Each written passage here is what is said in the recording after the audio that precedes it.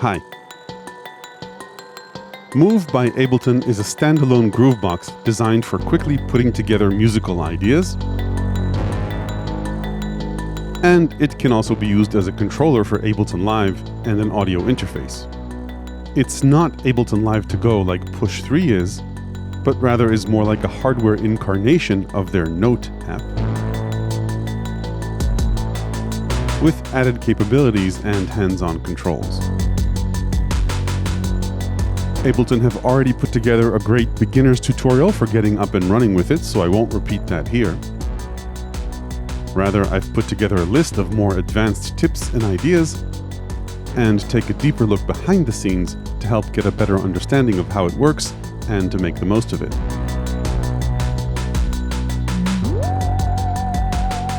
I'll also explore pros and cons compared to the competition. Before I start, a quick disclosure. Ableton sent me Move. Other than that, no money changed hands. They have no say over the content of this video and don't get to see it before it's published.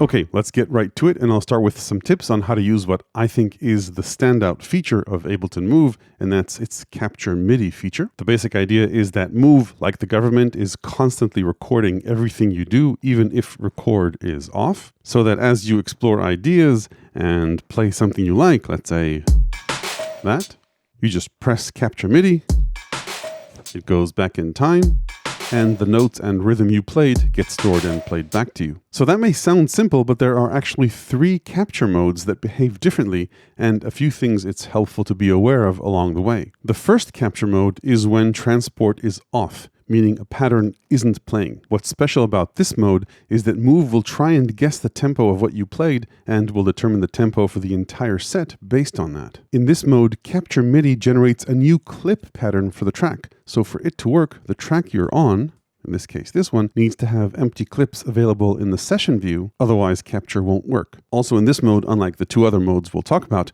the first note you play will be the first note of the bar. When this LED is off, it means the Capture MIDI buffer is empty. When you start exploring ideas, it'll turn on, meaning it's ready to capture whatever you played. You don't have to clear the button every time you want to explore new ideas. If there's enough time between the exploration of ideas, it'll only record the new one. So the buffer is still full. I'll play something else, let's say this. And now if I press Capture MIDI, it'll only store that second pattern that I played, not the first one. Notice that this was now added as a new clip in the session grid. If you want to be sure that the capture buffer is empty, there are a few ways to do it. You can press Shift and Capture, but faster ways are just to press any track button or quickly hit Transport on and off. After you play something, you don't need to be in a particular rush to press Capture MIDI. So let's say I played this, I can pause to reflect if I like it or not, and then press Capture MIDI if I do, and it will still store the idea. So you don't need to be in a particular rush to press Capture MIDI, just press it before you play a new idea. Now, after you press Capture MIDI, you might notice that it's glowing, and that's because Capture MIDI tried to guess the tempo you played at, but it's not quite sure. If you turn the screen encoder, you'll see a few other options, sometimes 1, 2, 3, or more. Choosing different tempo options won't modify the playback speed of what you played,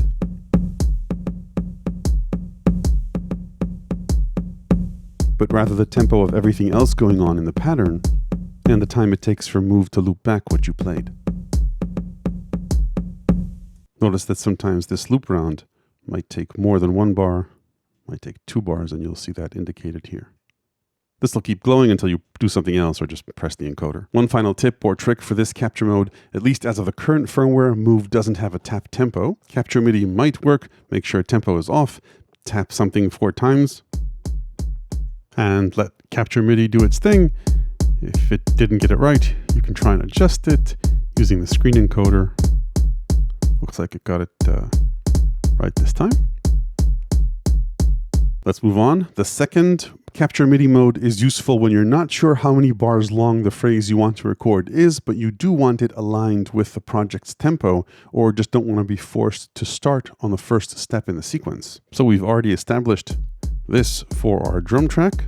to record a dynamically growing clip, make sure you're on an empty clip in the track you want to record on. There are two ways to do this. In the session grid, make sure that you're on an empty clip. That's what the dimly lit pads represent, as opposed to the ones that blink or the ones that are lit up in the track color. Another option, just make sure you don't see any bar lines here at the bottom. So for example, we recorded this one bar. So this clip is populated. This is empty. It means there's no clip here. Then just hit play to get things going and play something.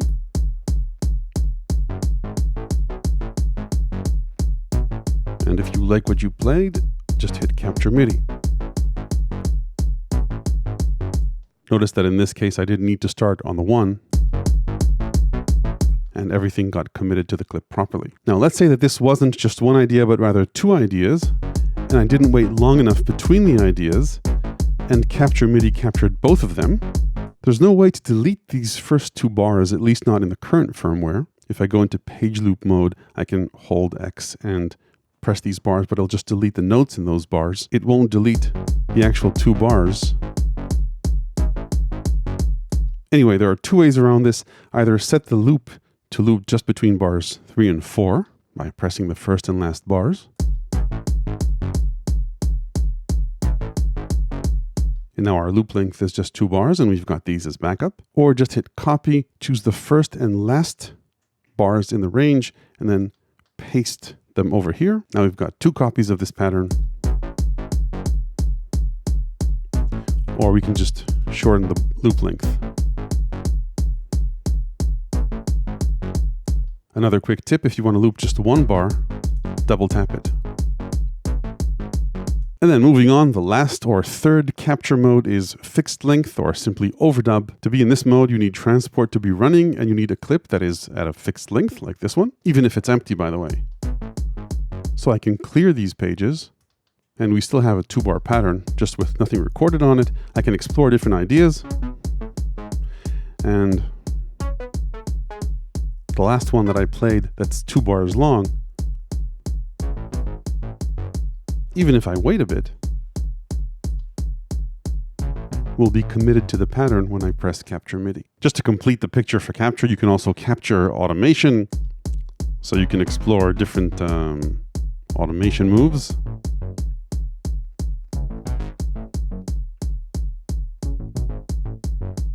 And the last one will be captured into the clip.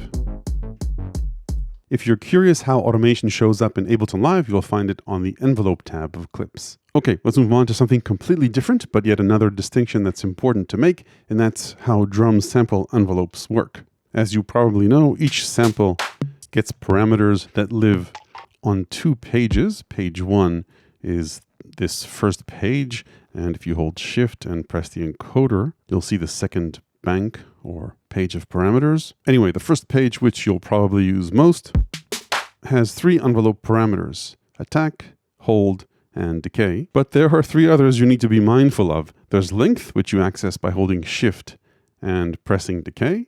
And then on the secondary bank, you've got envelope mode and choke. Let's start with the basics. As long as the envelope mode is in gate, then the hold stage is totally ignored. So for example, I play this sample,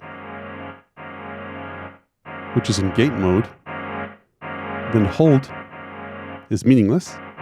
It'll just hold for as long as I play this pad.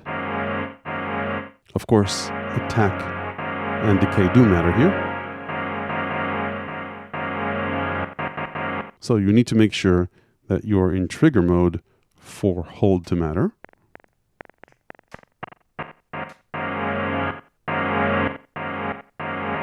And then the length parameter, that's shift decay, overrides hold. So let's say, for example, take this sample. I can set a start point. And let's make hold long. And even have it decay, even though it's a very short sample. But if I go ahead into length and shorten it, and you can double tap shift to hold it, you can see regardless of how long hold is, if length is short, the sample won't be played beyond the length. So if your sample is in trigger mode and it's not decaying, it's because its length has been trimmed down. Then finally, on the secondary bank, there's the choke option. Can be on or off. There are a few things you can do with pads in a choke group. Choking hats is an obvious one. If you want to see the choke status of all the pads in your kit, just make sure you're on the second bank and notice this LED will turn on or off, the choke LED, based on the choke status of that pad. Then chokes are also useful if you're chopping up drum loops or loops in general. Or if you've got long samples that you want held until you press another pad. So all of these I think are great uses of chokes beyond just hats. And then moving on from drum envelopes to melodic sample envelopes, there's an important distinction to be made here as well. So melodic sample envelopes are ADSR envelopes, but there's no access to the sustain level. Again, at least not as of the current firmware. So if you set a fast decay, then the sound will immediately drop to the sustain level, which can be considerably lower than the peak level a tech gets to. So you might want to set an unreasonably long decay so that sample level stays as high as possible.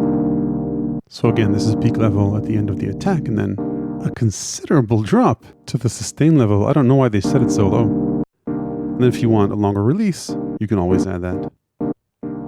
They should definitely add sustain level control, but until then, use long decays instead. The melodic sampler also doesn't have a mono mode, so a great way around this would be to shorten release times and make sure you don't sequence overlapping notes. Moving on, let's talk about effects. One of the things that wasn't immediately obvious to me when I started using Move is that effects on drum tracks work very differently from those on the other three types of tracks or instruments and the main bus. So for non-drum rack tracks, say the melodic sampler or wavetable or drift, each of these gets two insert effects. They appear after the instrument, and you can change them, of course, to any one of the presets from any one of 8 different effects. And you can choose any of these 8 for any of the 2 effects slots. Drum tracks, however, are different. They've got 3 effects, 2 effects that you see here in the main chain, but they're not identical. We'll talk about how they're different. And then a third per sample effect, which is one of 9 different effects. Let's start with the simplest, which is the last effect. This works like the effects on the other tracks. It's an insert effect that applies to all of the pads in the rack, regardless which one you play. And it doesn't need to be the saturator. It can be anything like, say, the redux. So anyway, this last effect applies to all the drums equally. That's how insert effects work. And unlike that, this middle effect is a send effect, which can be applied differently on a per pad basis based on the send level, which you can see changing over here. So let's maybe not choose a delay, choose a reverb and go for arena tail. Make sure that I'm on that effect. I could now add, say, an arena tail just to this pad, whereas I wouldn't want it on these, and maybe I wanted to add it on this one. So that's how this send effects slot works. So this slot represents the global insert effect. This slot represents the per pad send effect. And then we've got a per pad insert effect. That's part of the drum sample instrument. You choose the effect type with this knob. It's a playback effect. So let's say go for ring mod. Each playback effect has 2 parameters you can control, with the 2 encoders on the far right. Anyway, playback effects are totally different from the other main effects. Sub oscillator may be a bit hard to hear. FM. Pitch envelope. And stretch. Let's try maybe stretch on this.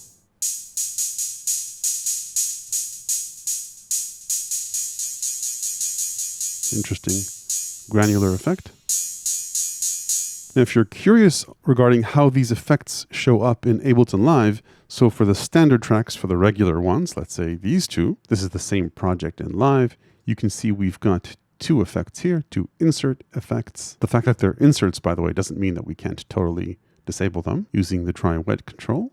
Anyway, that's how these are arranged on most tracks, but on drum tracks, you can see our redux effect here. That's this guy. And if you're wondering where our reverb send effect is, that's here in the rack. And you can see our individually programmed sends over here, per pad sends. And then the insert effect that's part of the individual drum sample. You can see that over here. As I select different pads, you'll see the effect here change. And these are its two parameters. Don't forget, you've also got two main effects. You access these in the session view. That's these two effects here. And in Ableton Live, you'll find them on the main track. That's these two effects here. There's also a fixed limiter on the main that you can't access on Move. And then one final effects tip or general tip. If I go to the second bank of parameters on drum kits, you can point velocity to a number of destinations. One of them can be an effect parameter. And as long as you set the mod depth, you can impact the effect, the Timestretch effect in this case, based on the velocity with which you play, which I think is cool. Okay, moving on. While it's true that Move is more of a hardware version of Note and not even close to the full capabilities of Ableton Live or Push 3, there's one thing that Move does better than both of them, and that's letting you easily play and sequence drum samples chromatically. You enable this, by the way, using the 16 pitches feature, which should probably just be on all the time because otherwise these pads don't do anything. So while Move is only a 4-track groovebox, if you want to squeeze more out of it, you can play each of the individual samples melodically, monophonically. So you could play a pattern on this in parallel to this or this, and all those monophonic patterns can live together. The question I had was, if you want to edit projects in Live, how do you edit those tracks and notes in it? So let's say sequence this.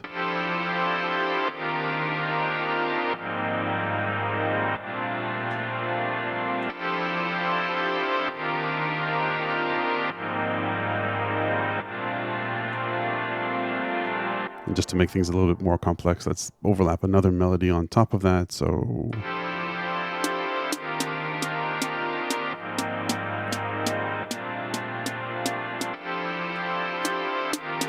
we'll live with this just for the demo. So if we take a look at this in Live and open up the pattern, you'll see we've got our snares here and our strings here, but where is the pitch for these strings? Initially, I thought this would live in envelopes as a transpose automation, but it's not in here. Rather, it's in the MPE tab, and you can see the pressure automation here. We actually can't see the MPE pitch unless we open it up. So the notes I played are stored as MPE pitch bend automation.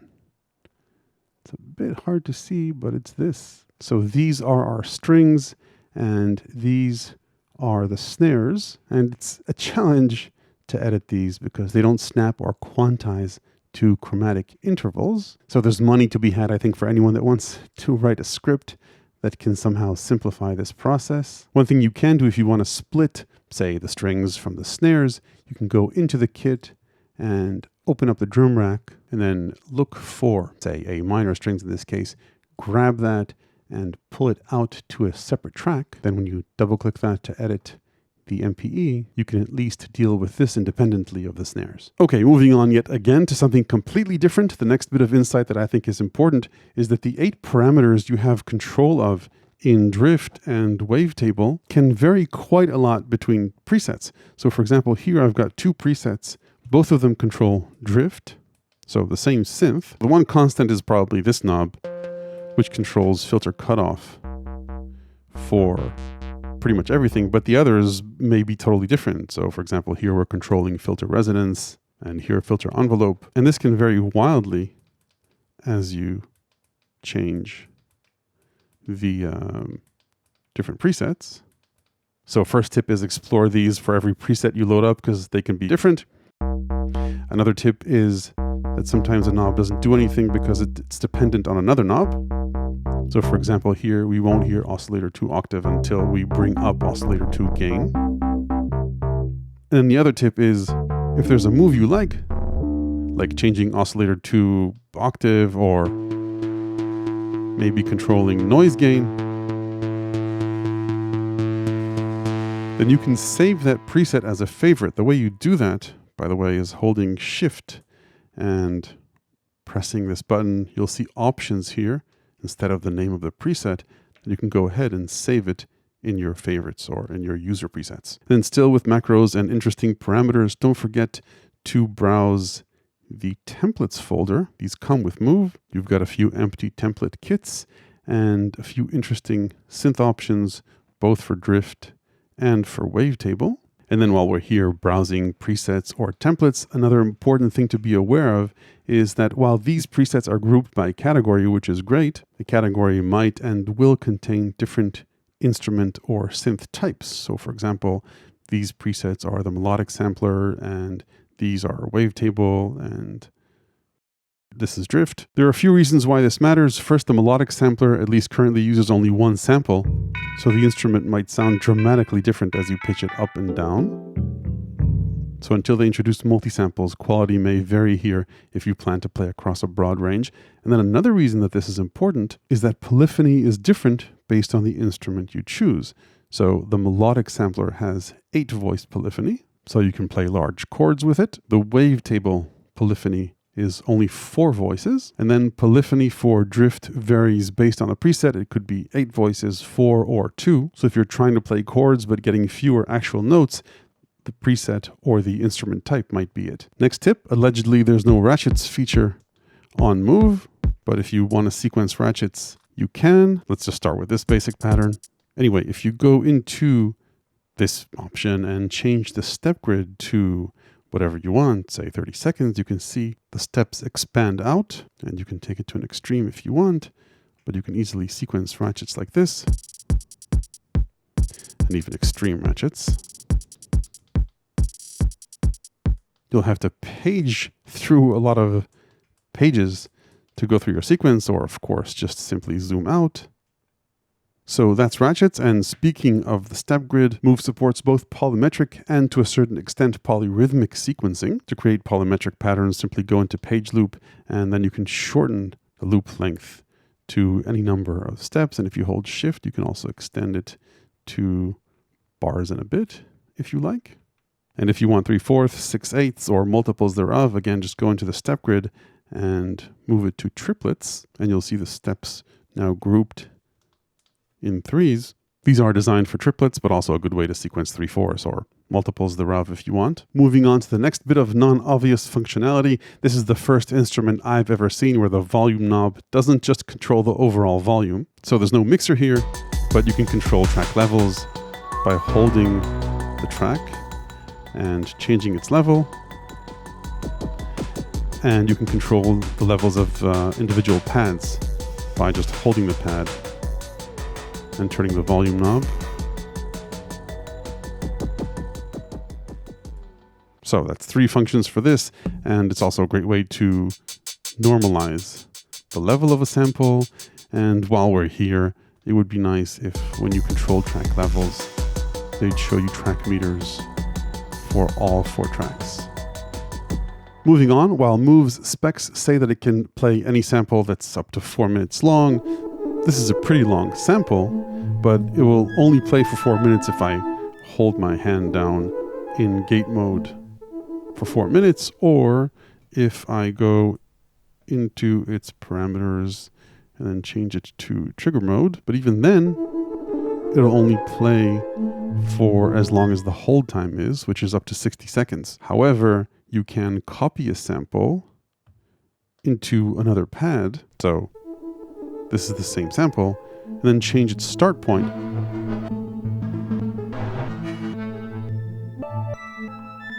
to farther out in the sample.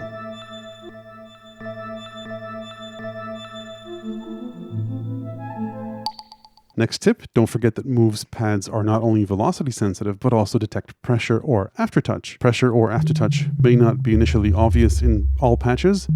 This is, for example, the standard template FM2 operator patch.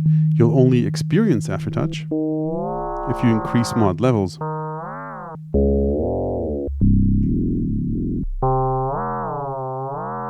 So experiment with parameters before you discount aftertouch. And then, of course, aftertouch works great within kits when you turn on note repeat. So for people like me with minimal finger drumming skills, note repeat plus pressure sensitivity is a good way to get things going. Just don't forget not to turn on fixed velocity, otherwise a lot of the magic may be gone, though still not too bad. Next tip, Move doesn't have an official save button, so while you do have multiple levels of undo, if you're working on something and just want to save it before you move on, simply go out to the sets and then copy this to an empty slot. You can designate a row, say, for your saved projects and keep exploring wherever you're at. Another backup option, of course, is to go into the Move Manager, go into Sets, and then download a copy of that set. The problem with the way things currently are is that there's no way to import that set you downloaded back into Move, unless you use the workaround, which I'll show you in a bit, which brings me to Ableton Cloud. So despite the name, which implies subscription fees, Ableton Cloud is, at least as of the making of this video, a free service that syncs up to 8 sets between Move, the Note app, and Ableton Live. Since Move can store 32 sets and the cloud can only store 8, you'll see this little cloud icon next to sets you decided to sync to the cloud, and you won't see a cloud icon next to those that aren't in sync. Designating a set to be synced is pretty easy. You hold Shift and press it, and if you've got enough slots, which I don't, it will sync it to the cloud. If I did want to sync this one, I'd need to unsync or make local one of the other sets. Sets that you sync to the cloud will appear in this tab in Ableton Live, and you could then open these in Live. The thing is, once you open a set in Live, any changes you make to it won't be synced back to Move. So syncing into Ableton Live is a one-way ticket. That, however, is not the case with the Note app. So if I make changes to a set on Move, they'll appear within a few seconds on Note, and vice versa in Note. If I go into a set and make any changes here, within a few seconds, they'll sync back into Move. So the trick is, if you downloaded a set to your computer and want to load it back into Move, you can open it within Note, say load it into Dropbox and then open with Note, then upload it to the cloud here, and it will appear within Move within a few seconds. So it's a bit of a workaround, but the only way that I know of, at least currently, to get a set back into Move if you stored it on your computer or in Note. The Note app, by the way, is a huge benefit, I think, to Move. It doesn't cost that much. I think it's like $6. And if you need to really be on the go without your Move,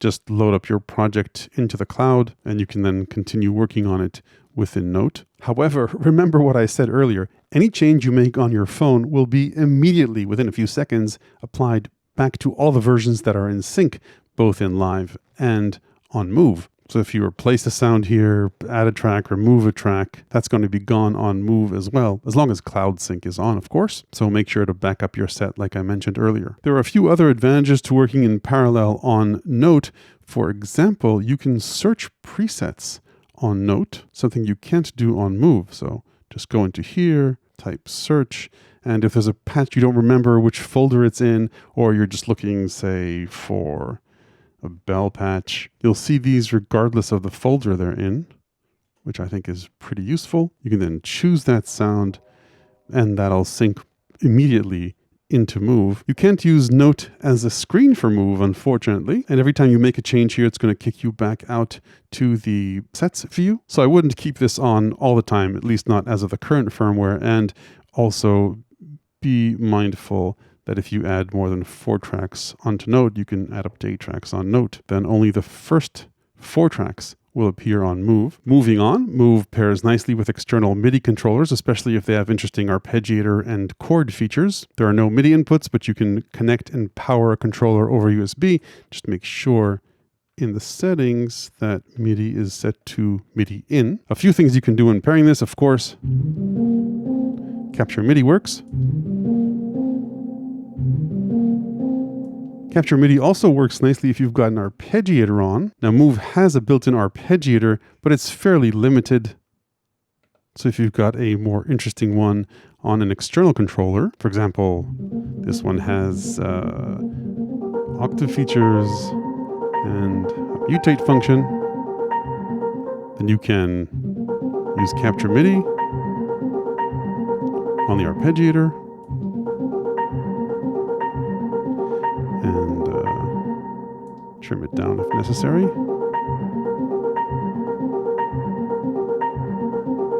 Same goes for interesting chord modes.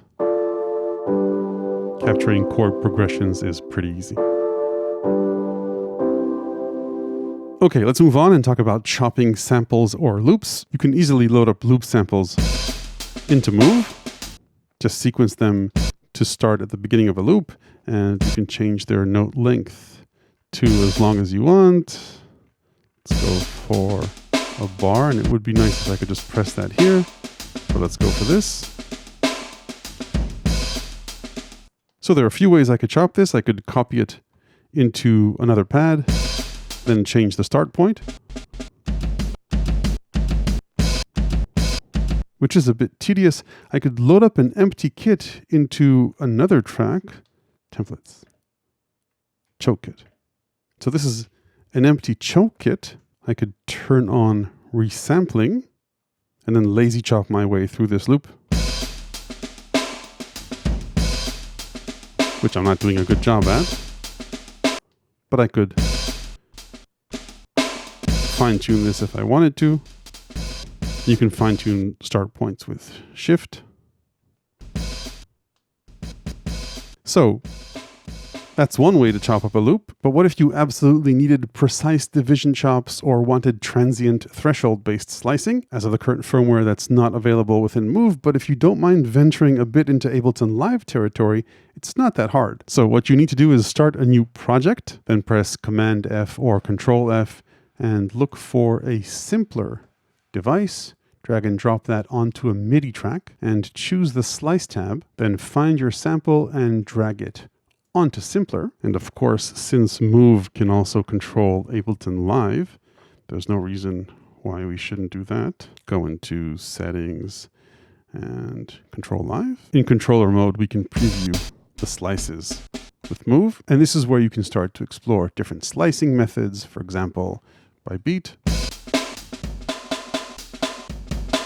or by transient, and set the transient sensitivity to taste.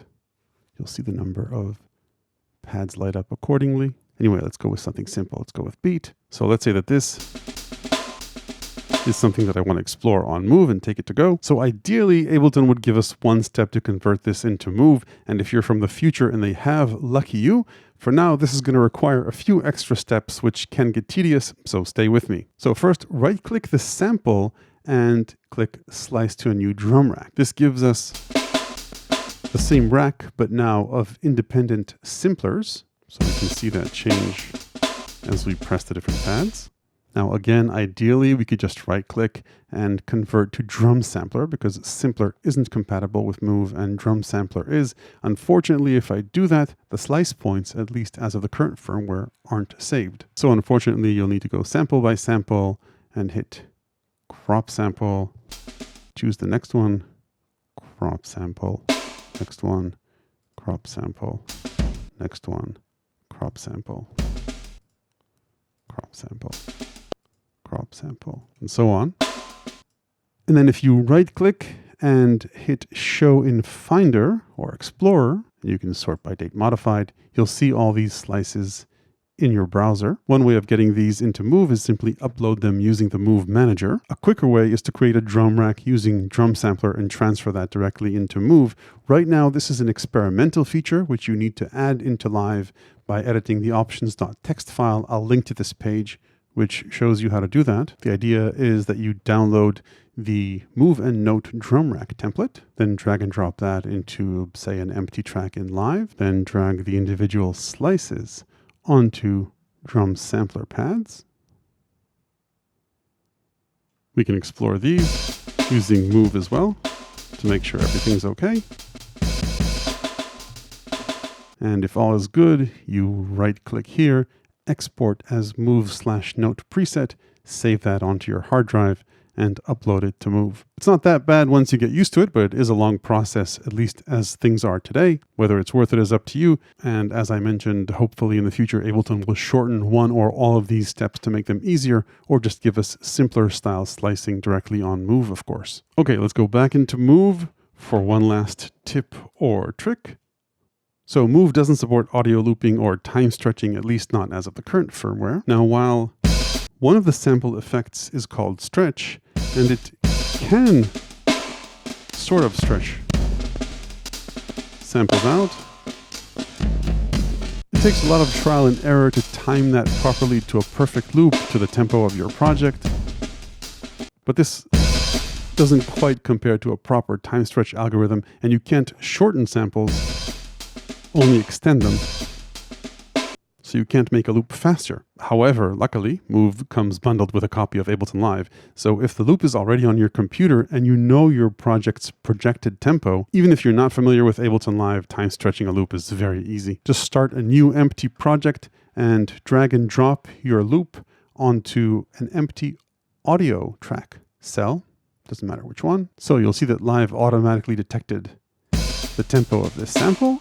And from this point, I can increase its speed, which works really nicely, or decrease it if I wanted, with multiple algorithms for time stretch.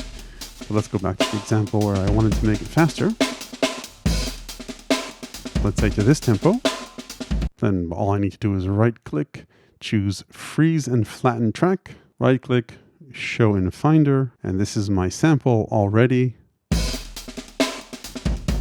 to be imported into Move. Okay, so that's the tips and ideas section of the video. Let's wrap it up with pros and cons. If you take a look at similarly priced and sized groove boxes and samplers, there's a lot of competition. Circuit Tracks and Rhythm, SP404 Mark II, OPZ, SeekTrack, the MV1, MC101, and Electribes, Polyends Play. As you can see, there's quite a lot going on at this price point, plus or minus 50 bucks or so. So let's start with the pros. The number one advantage Move has, in my opinion, of course, is its Capture MIDI feature. I think this is a brilliant and innovative way to interact with a groovebox, and for me personally, it has done wonders in extracting more ideas per minute of exploration time than any other groovebox. Besides that, I think Move sounds great. It has a broad range of effects to play with, though there's no sidechain option, and overall it's fairly easy to use. And then finally we have a groovebox at this price range without the silly 64 megabyte RAM memory limitation we still see these days. Move has 2 gigs of RAM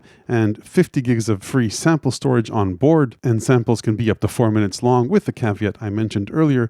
But can we just agree that from now on, anyone making a sampler with 64 megabytes of RAM should go back to the drawing board? Beyond that, the fact that you've got 16 bar patterns and 8 scenes per track gives you plenty of room for exploration. Of course, the fact that it has only 4 tracks is a limit, which you can somewhat get around with the 16 pitches feature. The fact that it randomizes presets when you open a new set is fun. And of course, Move has the advantage of letting you graduate your projects into Ableton Live seamlessly and use it as a controller while you're at it, or just take sets to go on an iPhone with Note. So those are the pros. On the cons side, other than the 4-track limit, there's no direct support for audio loops, looping, or time stretch. I showed you ways around that in this video, but native support would have been nice. Sample slicing is also fairly basic, and it would be nice if you could reverse samples. Now, most of the competition at this price doesn't offer too much in terms of looping and slicing, so maybe I'm being unfairly harsh. It's just a bit disappointing not to see these features here in light of how prevalent they are in even the most basic version of Ableton Live. Also, while sequencing does include comprehensive automation,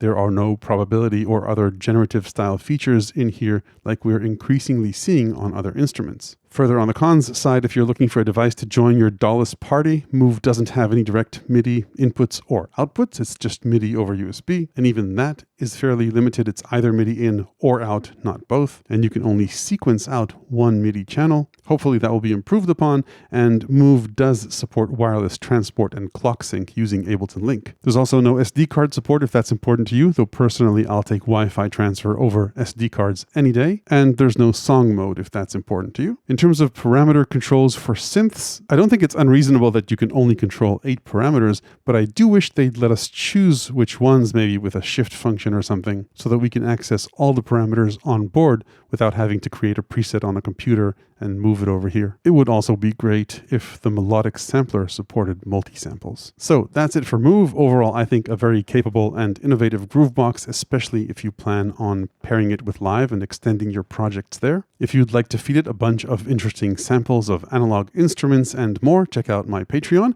where you'll also find my ever-expanding book of electronic music ideas, tips, and tricks. Hit like if this was useful, ring the YouTube bell below if you want to make sure you don't miss the next one. Thanks for watching.